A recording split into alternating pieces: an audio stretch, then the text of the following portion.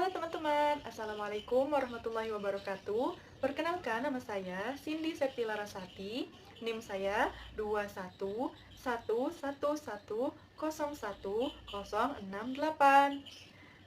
Saya mahasiswa program studi pendidikan agama Islam lokal PAI 3 semester 6.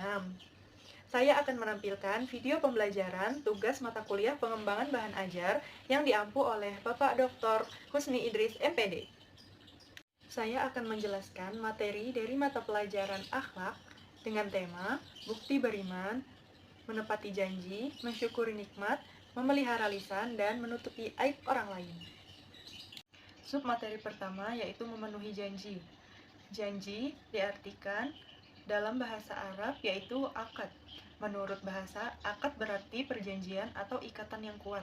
Jadi, memenuhi janji merupakan kewajiban dan menjadi tanda orang itu beriman atau tidak.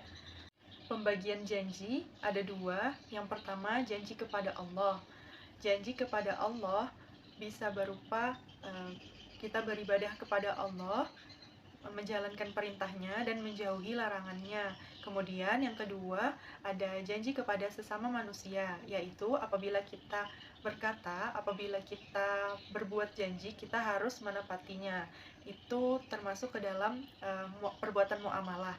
Dan selanjutnya, balasan orang yang memenuhi janji yang pertama yaitu mendapatkan predikat muttaqin. Predikat muttaqin artinya orang yang dapat dipercaya. Kemudian yang kedua, mendapatkan ketentraman dan jauh dari konflik atau perselisihan. Maksudnya, jika kita menepati janji, tidak akan terdapat konflik atau perselisihan antara kita dan orang lain. Kemudian yang ketiga, terjaga dari mengambil hak orang lain. Semisal seperti janji bertemu di jam 8 pagi, maka kita harus datang tepat waktu agar kita tidak mengambil hak orang lain atau waktu orang lain tidak akan terbuang sia-sia karena kita. Kemudian yang keempat, menjadi sebab datangnya keberhasilan dan dimasukkan ke dalam surga. Karena menepati janji itu akan membuat orang lain juga merasa senang dan kita akan mendapatkan pahala. Submateri yang kedua adalah mensyukuri nikmat. Syukur artinya membuka atau menampakkan, sedangkan nikmat artinya pemberian, anugerah, kebaikan, dan kesenangan yang diberikan kepada manusia, baik berupa rezeki, harta, keluarga, dan sebagainya. Jadi mensyukuri nikmat itu adalah bagaimana kita menampakkan rasa syukur kita atas pemberian yang kita dapatkan. Kemudian perwujudan syukur itu ada tiga. Yang pertama dengan hati atau dengan ilmu, yaitu kita menyadari bahwa segala yang kita terima itu adalah sebuah rahmat. Kemudian yang kedua, perwujudan syukur melalui lisan, yaitu dengan mengucapkan kalimat hamdalah atau berterima kasih. Kemudian yang ketiga dengan perbuatan, yaitu bisa dengan kita membalas kebaikan yang kita dapatkan dari orang lain. Manfaat menjadi orang bersyukur yang pertama yaitu jauh lebih produktif, karena ketika kita bersyukur maka kita tidak akan memikirkan hal-hal negatif lainnya. Kita hanya fokus untuk mensyukuri apa yang kita miliki. Yang kedua, jauh lebih bahagia dan optimis. Dan yang ketiga, manfaatnya kembali ke diri kita sendiri, karena dengan kita bersyukur Allah akan menambahkan nikmat yang lebih lagi kepada kita. Submateri yang ketiga yaitu memelihara lisan. Lisan yang tidak tertata memunculkan pertengkaran dan perselisihan. Sebaliknya, lisan yang baik memunculkan berbagai macam kedamaian, kesejukan, cinta, dan harapan. Kemudian, petunjuk menjaga lisan yang pertama menjauhi kebohongan.